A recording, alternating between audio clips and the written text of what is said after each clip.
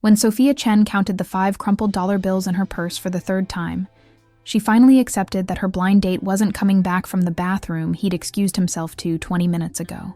The expensive downtown restaurant hummed with conversations she couldn't afford to join, filled with couples who belonged in places where appetizers cost more than her daily wage as a hotel maid. "Miss, will you be ordering anything else?" the waiter asked with the kind of polite impatience reserved for customers who'd overstayed their welcome at tables that could generate better tips. Sophia looked at the $5 that represented her bus fare home, then at the menu where even side dishes exceeded her entire budget. Her date, a lawyer her coworker had insisted was perfect for her, had ordered wine, appetizers, and an expensive entree before apparently deciding that a hotel maid wasn't worth the investment of an evening. "Just the check for what's already been ordered," Sophia said quietly, calculating whether she'd have enough left for the bus, after paying for the wine she hadn't wanted and the food she hadn't finished. The waiter's expression shifted to barely concealed disdain as he processed that she'd been abandoned and stuck with a bill she obviously couldn't afford. "Of course. I'll be right back." Sophia stared at the cloth napkin in her lap, fighting the familiar burn of embarrassment that came from existing in spaces where her presence was tolerated rather than welcomed. At 26, she should have been used to the way people looked through her, the hotel guests who demanded fresh towels without acknowledging her existence, the supervisors who praised her work ethic while making it clear that promotion wasn't for people like her. "Excuse me, is this seat taken?" Sophia looked up to find a man standing beside her table, and for a moment her breath caught in her throat. He was tall and powerfully built, with dark hair and gray eyes that seemed to see everything while revealing nothing. His leather jacket and the motorcycle helmet tucked under his arm marked him as someone who definitely didn't belong in this upscale establishment. "My date left," Sophia admitted, gesturing to the empty chair across from her. "So no, it's not taken. Mind if I join you? I hate eating alone." Before Sophia could respond, he'd settled into the chair her date had vacated, his presence transforming the abandoned table into something that felt less pathetic and more interesting. "I'm Marcus," he said, extending a hand that was calloused in ways that spoke of real work rather than gym memberships. Sophia.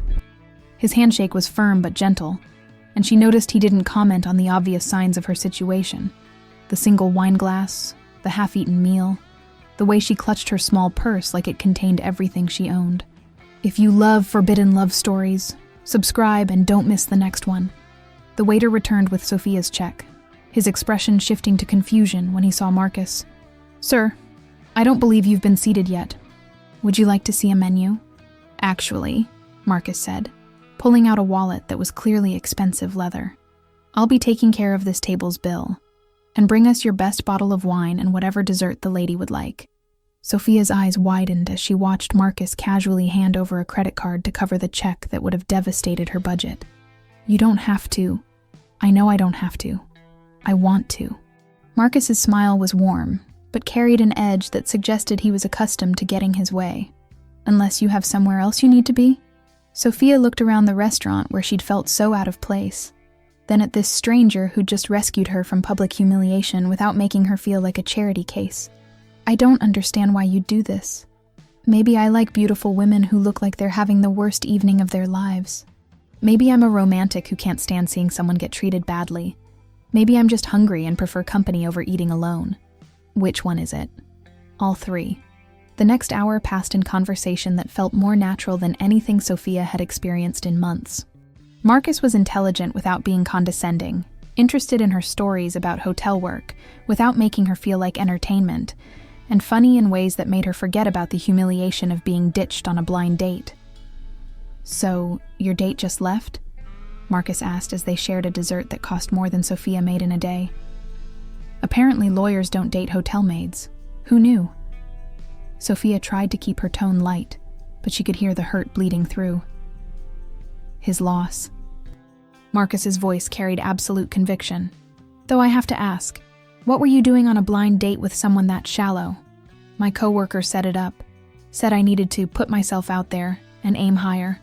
Sophia laughed bitterly. "Apparently I didn't aim high enough for his standards. Or maybe he didn't aim high enough for yours." The comment was so unexpected that Sophia looked up from her dessert to find Marcus studying her with an intensity that made her stomach flutter. "What do you mean?"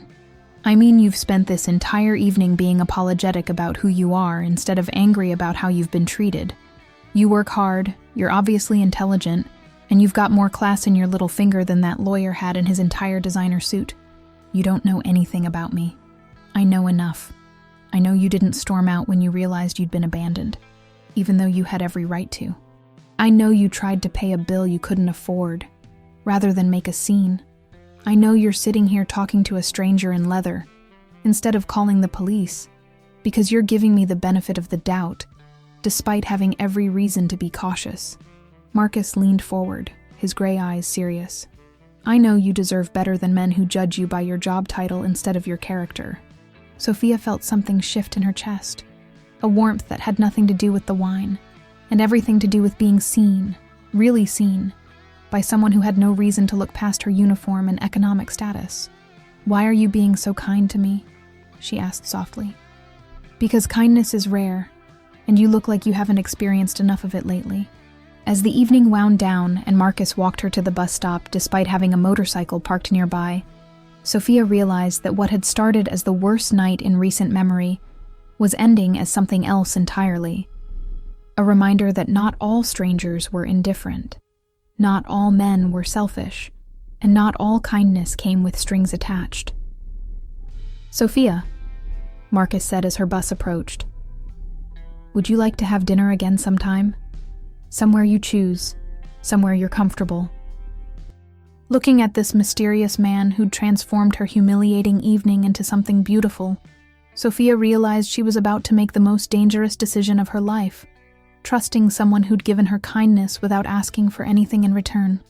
"Yes," she said, feeling like she was stepping off a cliff into unknown territory. "I'd like that very much." 3 days after the restaurant incident, Sophia stood outside Rosita's cafe in her neighborhood, nervously smoothing her best dress, a simple navy blue number from Target that she'd worn to her cousin's wedding 2 years ago. The cafe was nothing like the upscale restaurant where they'd met, but Marcus had insisted she choose somewhere she felt comfortable, and Rosita's was as comfortable as her life got. Marcus arrived on his Harley-Davidson, the rumble of the engine drawing stares from other diners as he parked outside the window where Sophia waited. Seeing him dismount the bike and remove his helmet, she was struck again by how he commanded attention without seeming to try, confidence that came from substance rather than performance. "Much better choice," Marcus said, settling across from her in the vinyl booth where she'd eaten countless meals during her lunch breaks. "This place has character. It has cheap prices," Sophia replied honestly. "And they know me here, which means the coffee's always fresh, and Maria doesn't judge me for ordering just soup when money's tight." Marcus studied her face with the same intensity he'd shown at their first meeting. "You don't have to apologize for being practical. There's honor in knowing your limitations and working within them." "Is there?" "Because most people seem to think it's a character flaw. Most people are idiots who mistake luck for virtue." Their conversation was interrupted by Maria, the cafe owner, who approached with obvious curiosity about Sophia's well-dressed companion. "Mija, you didn't tell me you were bringing someone special." "Maria, this is Marcus." "Marcus, Maria owns this place and makes the best tres leches cake in Phoenix." "Marcus," Maria repeated, studying him with the protective intensity of someone who'd watched Sophia struggle for years. "You treat our Sophia right, or you answer to me and my rolling pin." "Understood, ma'am." Sophia's lucky to have someone looking out for her. After Maria left with their orders, Sophia felt compelled to explain. "She's been like a mother to me since I moved here. I don't have much family, so she fills the gap." "What brought you to Phoenix?" "Work, mostly. Hotel jobs are easier to find in tourist cities, and I needed to get away from complications back home in Los Angeles." Marcus didn't push for details, but Sophia found herself wanting to fill the silence with honesty. "Abusive boyfriend. Took me 3 years to realize that love wasn't supposed to hurt. Another year to find the courage to leave." "How long ago?" 2 years. I came here with a suitcase and $300, found the hotel job, rented a studio apartment that's basically a closet with a kitchenette." Sophia smiled ruefully. "Not exactly the American dream, but it's mine. Takes courage to start over with nothing. Most people won't take that risk even when staying is destroying them." "What about you?" What's your story? Marcus was quiet for a moment, choosing his words carefully. Military background. Came home and started a security company. It grew into something bigger than I expected. What kind of security? Corporate protection, event security, some government contracts. Nothing glamorous, but it pays well and keeps me busy. Sophia sensed there was more to Marcus's story than he was sharing, but she understood the value of privacy. After years of being questioned and judged, she appreciated someone who revealed information gradually, rather than demanding immediate intimacy. The motorcycle. Is that part of the image or personal preference? She asked. Personal. There's freedom in riding that you can't get from cars. Just you, the machine, and the road ahead. Doesn't seem very safe. Life isn't safe. Might as well enjoy the dangerous parts. Their food arrived. Simple comfort food that tasted better, because it was shared with someone who didn't judge the restaurant's worn vinyl seats, or Maria's tendency to call everyone Mija. Marcus ate like someone who appreciated good food, regardless of its presentation, asking questions about the neighborhood, and listening to Sophia's stories about the regular customers who'd become part of her extended family. Tell me about the hotel, Marcus said. What's it like working there? Hard work, invisible work. I clean 20 rooms a day, replace thousands of towels, make beds for people who never see my face or know my name. Sophia's voice grew thoughtful. But there's satisfaction in making spaces beautiful for people, even if they don't notice. They should notice. Good service requires skill and pride. Not many people see it that way. To most guests, I'm just part of the machinery, something that automatically maintains their comfort. Their blindness doesn't diminish your value. The simple statement hit Sophia harder than elaborate compliments might have. Marcus saw her work as valuable even when the people she served didn't, recognized her dignity even in a job others might dismiss. What about you? Sophia asked. Do you enjoy what you do? I enjoy building something that matters, employing people who need good jobs, solving problems that most people can't handle. Marcus's expression grew serious. But success can be isolating. The more money you make, the harder it becomes to trust people's motivations. Is that why you're here with me? Because I can't afford to have ulterior motives? I'm here because you're the first person in years who's been genuinely surprised by kindness. That says something about your character, and something about the world you've been living in. As the evening progressed, Sophia found herself relaxing in ways she hadn't since leaving Los Angeles. Marcus was easy to talk to, interested in her thoughts, rather than just waiting for his turn to speak, and generous with attention in ways that felt authentic rather than calculated. Can I ask you something? Sophia said as they prepared to leave. Anything. Why did you really approach my table that night? You could have eaten anywhere, chosen any restaurant. What made you stop? Marcus was quiet for a moment, his gray eyes holding hers with an intensity that made her pulse quicken. Because you looked like someone who'd been disappointed by people too many times but still had hope left. That's rare. And because the moment I saw you, I knew I wanted to be the reason you smiled, instead of the reason you looked sad. As Marcus walked Sophia to the bus stop again, insisting on waiting until her bus arrived safely, she realized that their second date had been even better than their first. This wasn't charity or pity. This was genuine interest from someone who saw value in her life, even when she struggled to see it herself. Sophia, Marcus said as her bus approached, would you like to see where I work? Tomorrow, if you're free. The invitation felt significant, like he was offering to share more of himself than casual dinner conversation allowed. I'd like that, Sophia said, stepping onto the bus with the feeling that her life was about to change in ways she couldn't predict, but was finally brave enough to embrace. Marcus's security company occupied a sleek office building in Scottsdale, far removed from the working-class neighborhoods where Sophia lived and worked. As his motorcycle pulled into the executive parking garage, she felt the familiar flutter of anxiety that came from entering spaces where her presence might be questioned. Second thoughts? Marcus asked, noting her hesitation as they dismounted. Just adjusting to the contrast. Yesterday we were at Rosita's Cafe. Today I'm visiting corporate headquarters. Same person, different location. Nothing about you needs to change. The elevator ride to the 20th floor gave Sophia time to process the magnitude of what Marcus had built.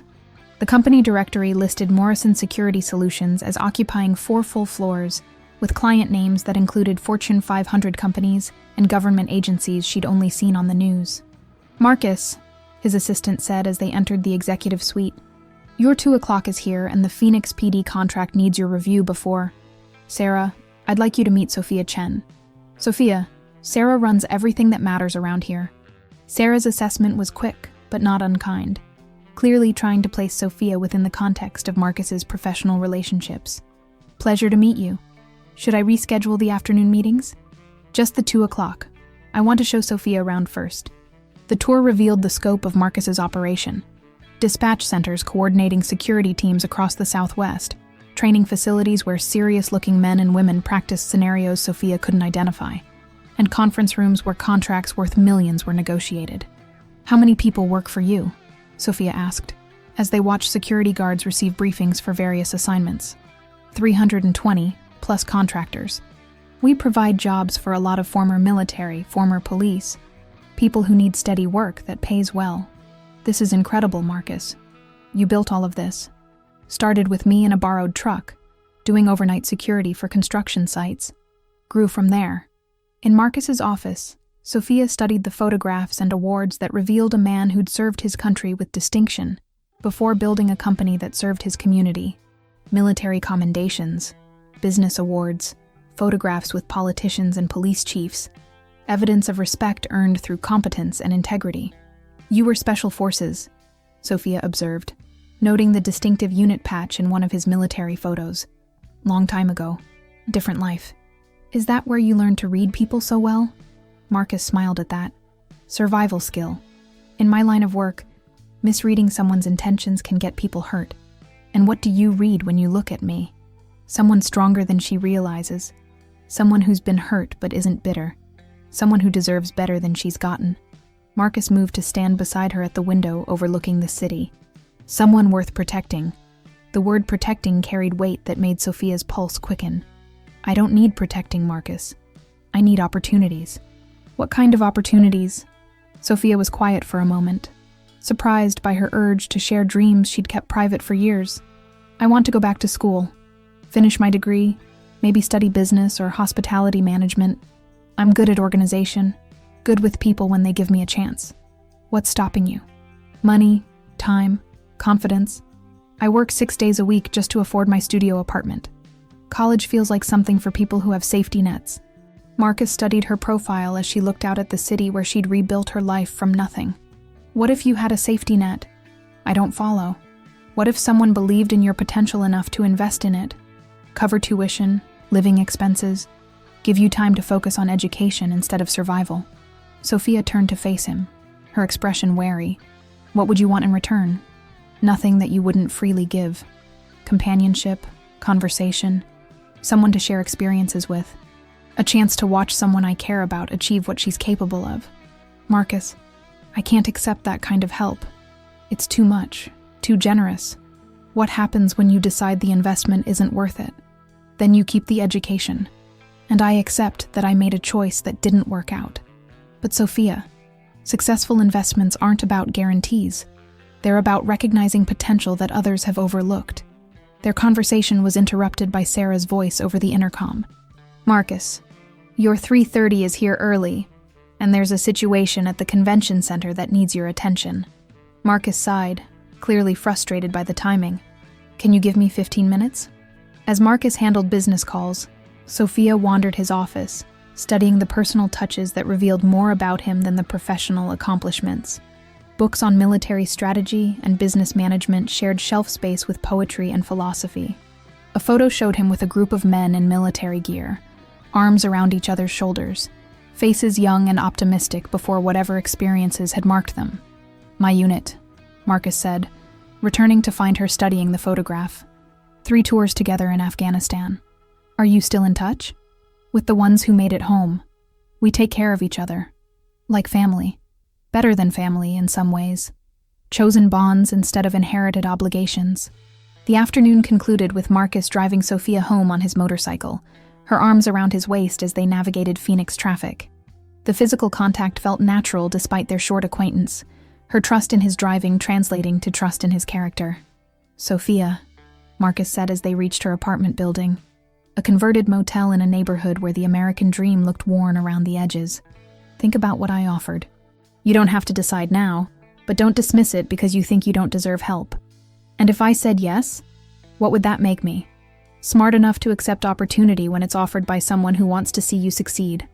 That evening, Sophia sat in her studio apartment, 12 feet by 14 feet of space that contained everything she owned, and considered Marcus's offer. The television was broken. The air conditioning worked sporadically, and her neighbor's arguments provided a constant soundtrack. But it was hers, earned through work that had taught her the value of independence. Marcus was offering her a chance to escape this existence, to pursue dreams that had seemed impossible when she was focused entirely on survival. But accepting would mean trusting someone who seemed too good to be true, risking the independence she'd fought so hard to achieve. Her phone buzzed with a text from Marcus. No pressure on the education offer, but dinner tomorrow? There's someone I'd like you to meet. Sophia stared at the message, understanding that each yes brought her deeper into Marcus's world, made her more invested in whatever they were building together. Tomorrow would introduce new variables, new people who might judge her worthiness to be in Marcus's life. But tonight, for the first time in years, she fell asleep planning for a future that included possibilities beyond merely surviving until the next paycheck. The someone Marcus wanted Sophia to meet turned out to be his business partner and closest friend, David Rodriguez, a former Marine whose easy smile didn't quite mask the alertness that marked him as someone accustomed to dangerous situations. They met at an upscale steakhouse where the prices made Sophia grateful that Marcus was paying, but the atmosphere was warm enough that she didn't feel completely out of place. "So you're the woman who's got Marcus acting like a human being instead of a workaholic robot," David said, raising his beer in mock salute. "Thank you for your service to our friendship." "David," Marcus warned, but he was smiling. "What? It's true. I haven't seen you this relaxed since ever." David turned to Sophia with genuine curiosity. "What's your secret? Therapy? Meditation? Blackmail?" "I think I just treat him like a person instead of a job title," Sophia replied, surprising herself with her boldness. "Revolutionary concept. You should write a book." As the evening progressed, Sophia learned more about Marcus through David's stories, how they'd served together, how Marcus had saved David's life during an ambush, how Marcus had helped David start over when addiction nearly destroyed him after they returned home. "Marcus doesn't just throw money at problems," David explained during a quiet moment when Marcus was handling a business call. "He invests in people others have written off, gives them purpose, structure, a chance to rebuild. Like he's doing with me? Maybe. But with you, it's different." "How so?" David studied her face with the same assessing look she'd seen in Marcus. "Because the others needed saving. You just need opportunity. There's a difference." When Marcus returned, his expression had shifted to the focused intensity Sophia was learning to recognize as his professional mode. "Sorry, work emergency. We might need to cut this short." "What kind of emergency?" David asked, immediately alert. "Client situation. The Meridian Hotel. Someone's been making threats against their board of directors. They want a security assessment and protection detail starting tomorrow." Sophia felt ice form in her stomach. "The Meridian? That's where I work." Both men turned to look at her, and Sophia saw Marcus's expression change as he processed the implications. "What department?" "Housekeeping. I clean the executive floors, including the boardroom where they hold meetings." "Shit," David muttered. "Marcus, if someone's targeting the board..." "I know." Marcus's voice was tight with sudden concern. "Sophia, what can you tell me about security at the hotel? Who has access to executive floors? What the normal routines look like?" I clean those floors every day. I know the security protocols, the staff schedules, which areas are monitored." Sophia's mind raced as she considered the implications. "You think someone's planning to hurt people at my hotel?" "I think someone's made specific threats that my company takes seriously." Marcus reached for her hand across the table. "Which means you might be in danger just by association with that location." The remainder of the evening was spent discussing security details that made Sophia realize how naive she'd been about the world Marcus operated in. This wasn't just corporate security. This was protection against people who resolved business disputes with violence, who saw hotel staff as either assets or obstacles depending on their usefulness. "I could help," Sophia said as they prepared to leave the restaurant. "I know the hotel better than any outside security team. I could tell you which routes the board members take, which areas are vulnerable, how someone could access restricted floors." "Absolutely not," Marcus said immediately. "Why not?" "Because I'm not putting you at risk. If these threats are credible, the last thing I want is someone I care about anywhere near the situation. But I'm already near the situation. I work there, Marcus. Whether you want me involved or not, I'm involved." David cleared his throat. "She has a point. Inside information could be valuable, and she's already part of the environment. Might be safer to have her as an asset rather than an unknown variable." "No." Marcus's tone brooked no argument. "I don't mix business with personal relationships." "What if this time you need to?" Sophia asked quietly. "What if my being there gives you advantages you wouldn't have otherwise?" The drive to Sophia's apartment was tense. Marcus clearly struggling between his protective instincts and the tactical reality that Sophia's knowledge could be valuable. When they reached her building, he walked her to the door with the heightened awareness she'd noticed in David, scanning shadows, noting escape routes, assessing threats. "Marcus," Sophia said as they reached her apartment, "I'm not helpless. I've been taking care of myself for a long time. This is different from anything you've faced before. These aren't abusive boyfriends or difficult hotel guests. These are people who kill for money. Then teach me what I need to know to stay safe.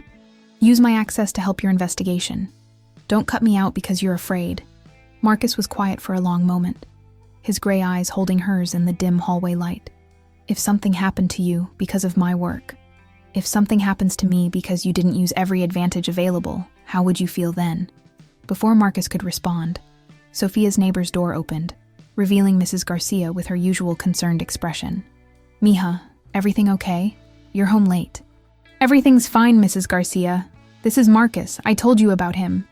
Mrs. Garcia studied Marcus with the protective intensity of someone who'd appointed herself neighborhood watch. "You're the motorcycle man. You better be treating our Sophia right." "Yes, ma'am. She deserves the best." "Good answer. But remember, we're watching." After Mrs. Garcia retreated to her apartment, Marcus smiled despite his obvious tension. "You've got good people looking out for you. They're my family. Like David and your security team are yours. Sophia, if you help with this situation, everything changes between us. You become part of my professional world, exposed to risks that go with the territory. Maybe it's time for things to change. Maybe I'm tired of being protected from life instead of prepared for it."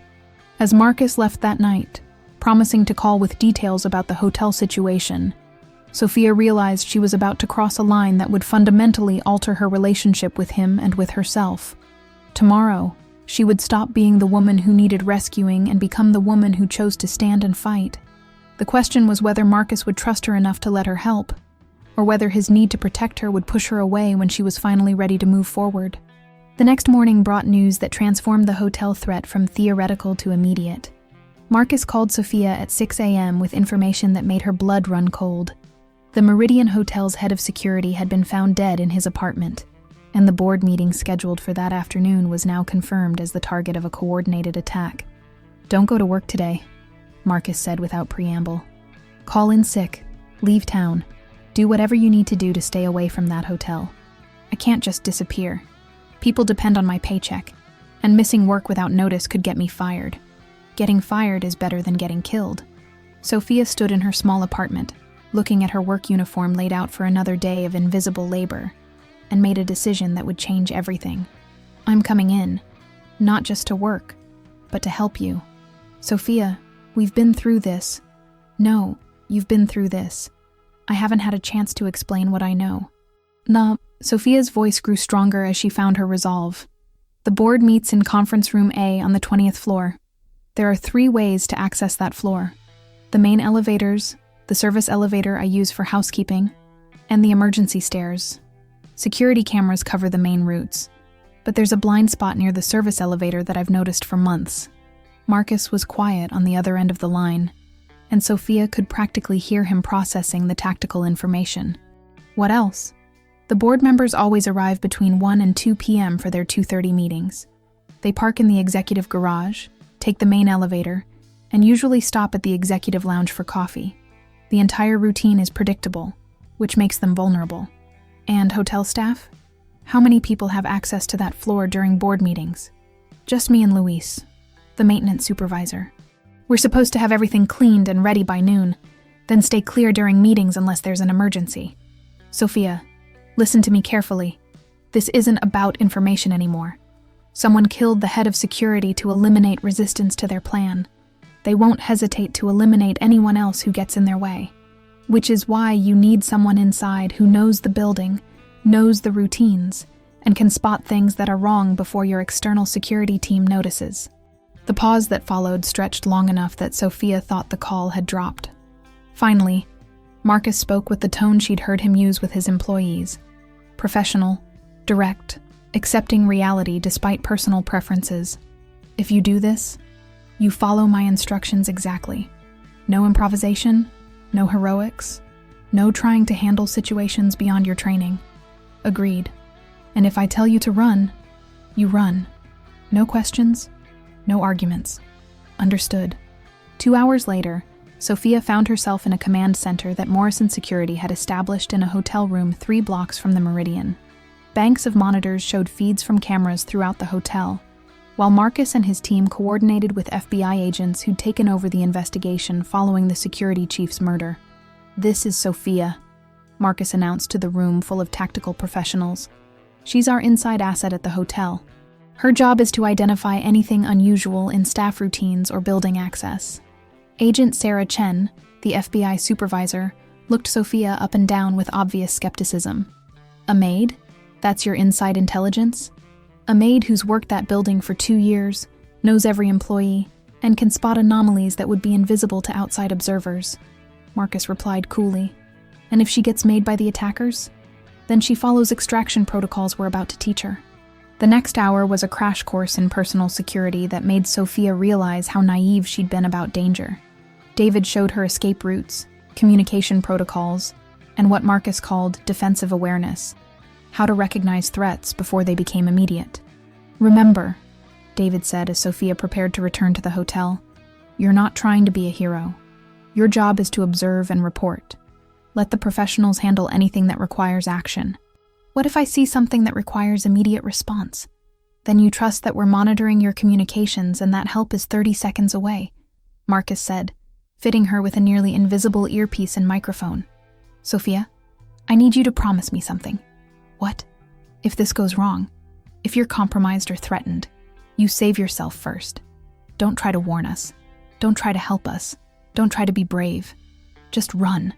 Marcus, promise me." Sophia looked into his gray eyes, seeing fear that had nothing to do with professional concerns, and everything to do with personal investment. "I promise." The hotel looked different when Sophia entered through the employee entrance, her trained eye now cataloging details that might save lives.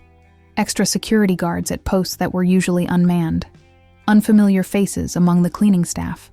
Tension among the supervisors that suggested they'd been briefed about potential problems. "Control, this is Phoenix," Sophia said quietly, using the call sign Marcus had assigned her. "I'm in position. Several anomalies to report. Go ahead, Phoenix. 3 additional security guards in positions that aren't normally staffed. 2 new housekeeping employees I've never seen before, working floors they shouldn't have access to. And Luis hasn't shown up for his shift, which has never happened in 2 years. Marcus's voice crackled through her earpiece. "Can you identify the new housekeeping staff?" 1 male, mid-30s, carrying supplies but moving wrong, too alert, watching people instead of focusing on work. 1 female, 20s, cleaning the same window for 10 minutes while watching the elevator bank. "Phoenix, you need to get out of there. Now." "Why?" "Because Luis was found dead an hour ago. Whoever killed him is using his identity to access the building, and they've probably replaced other staff members too."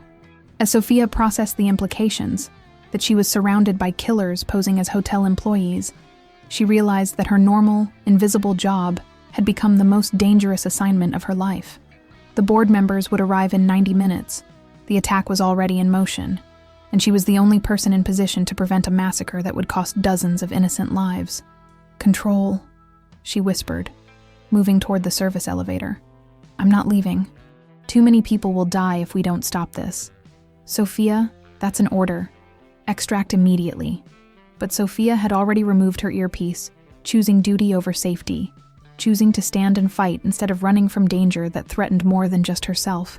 Without her earpiece, Sophia was operating blind in a building that had become a war zone, disguised as a luxury hotel. She moved through familiar hallways with new understanding. Every corner could hide an assassin, every room could contain explosives, every friendly face could belong to someone planning mass murder. Her first priority was reaching the 20th floor to assess the situation in the boardroom area. Using the service elevator she'd operated thousands of times, Sophia noticed immediately that the security panel had been tampered with. Wires exposed, circuits bypassed. Someone had disabled the elevator's logging system, allowing unlimited access without creating records. The 20th floor was eerily quiet when she arrived, but Sophia's trained eye caught details that confirmed her worst fears. Fresh scratches around the lock on conference room A, cleaning supplies positioned to block security camera angles, the subtle chemical smell of plastic explosives that she recognized from Marcus's briefing. "Think, Sophia," she whispered to herself, trying to remember the tactical training David had compressed into an hour. "Document everything. Find communication. Warn the targets." Using her phone, she took photos of the tampered security panel, the suspicious positioning of cleaning equipment, and the scratches on the conference room lock. Then she found a house phone and called the hotel's front desk. "This is Sophia in housekeeping," she said, trying to keep her voice normal. "I need to speak to the manager about a security concern on 20. "I'm sorry, Miss Chen, but all managers are in emergency meetings. Can it wait?" "No, it can't wait. People are going to die if..." The line went dead. Sophia realized the attackers had either compromised hotel communications or eliminated key personnel who might interfere with their plan. That's when she heard voices approaching from the main elevator, board members arriving early, walking directly into the trap that had been set for them. Sophia had perhaps 2 minutes before the explosive devices were triggered, killing everyone in conference room A and probably destroying several floors of the building. Her tactical options were limited. She could try to evacuate the board members individually, but that would alert the attackers and probably result in immediate detonation. She could attempt to disarm the explosives, but she had no training and would likely trigger them accidentally. Or she could do what Marcus would do, create chaos that disrupted the attacker's timeline while providing cover for the targets to escape. Sophia grabbed the fire alarm pull station at the end of the hallway and yanked it hard. Emergency sirens began wailing throughout the building. Automated systems activated evacuation procedures, and confused voices echoed from the conference room as board members tried to understand what was happening. "Fire alarm!" Sophia shouted, bursting into conference room A, where 6 men in expensive suits were looking around in confusion. "Everyone needs to evacuate immediately. Use the emergency stairs, not the elevators." "Miss, what's the nature of the emergency?" asked the chairman, a distinguished man who clearly wasn't accustomed to taking orders from hotel staff. "Sir, there are explosive devices in this room. You need to leave now."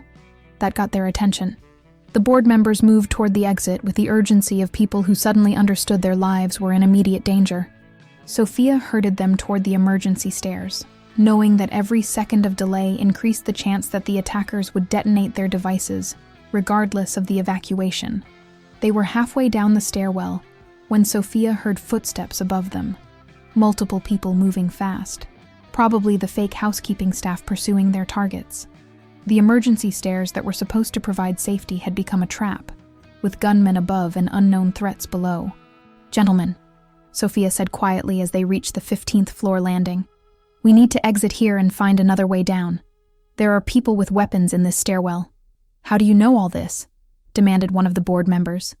"Because I've been working with FBI and private security to identify the threat against you.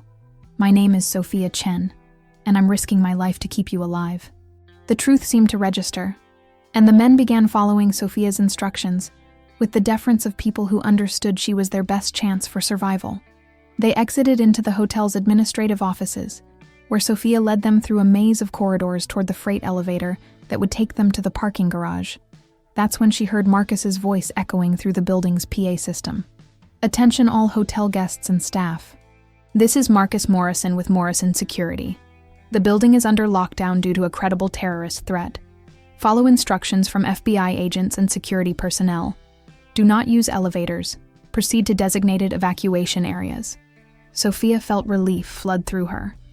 Marcus and his team had regained control of the situation, which meant professional help was finally available. But her relief was short-lived when she heard gunfire from somewhere above them, followed by the distinctive sound of the building's fire suppression system activating. The conference room, she realized aloud. They detonated something up there.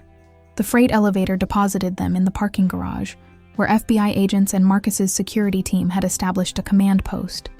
Sophia saw Marcus immediately, his expression shifting from professional focus to personal relief when he spotted her among the evacuated board members. "Phoenix," he said, using her code name even in the moment of reunion. "Status report. 6 targets evacuated safely. Explosive devices confirmed in conference room A. Probably detonated when the evacuation began. Unknown number of hostiles still in the building." Marcus studied her face, seeing the transformation from hotel maid to tactical asset. "You removed your earpiece. You ordered me to extract. I chose to complete the mission instead. That was incredibly dangerous and incredibly brave. It was the right thing to do." Agent Chen approached with an expression that mixed annoyance and grudging respect. "Ms. Chen, your intelligence was accurate, and your actions saved lives. But you also violated direct orders from federal agents." "I violated orders that would have resulted in mass casualties," Sophia replied calmly. "I'd make the same choice again." As FBI agents processed the scene, and Marcus's team secured the building, Sophia realized that she'd crossed more than just professional lines. She'd discovered capabilities she'd never known she possessed, had proven herself under pressure that would have broken many people, had earned respect from professionals who rarely acknowledged civilian contributions. "What happens now?" Sophia asked Marcus as they watched paramedics treat minor injuries among the evacuated board members. "Now you decide who you want to be," Marcus replied. "Because after today, you can't go back to being invisible." Looking at the controlled chaos around them, federal agents, security professionals, people who'd dedicated their lives to protecting others, Sophia realized her choice was already made. She was ready to stop hiding and start building. 18 months after the Meridian Hotel incident, Sophia stood in the conference room of Morrison Security Solutions, reviewing personnel files for the company's new crisis response division. The woman who'd once cleaned these same floors now helped coordinate security operations that protected lives and property across the Southwest. "Any thoughts on the Henderson account?" Marcus asked, entering with coffee for both of them, a ritual that had developed during the months when their professional partnership had gradually evolved into something more personal. "I think we're overcomplicating it. The client wants basic event security, not presidential protection. We should bid accordingly." Sophia's transformation had been gradual but profound. Marcus had insisted she finish her college degree, business administration with a focus on security management, while working part-time for his company. The education had given her credentials, but the real learning had come from working alongside professionals who'd taught her to think strategically about protection and risk assessment.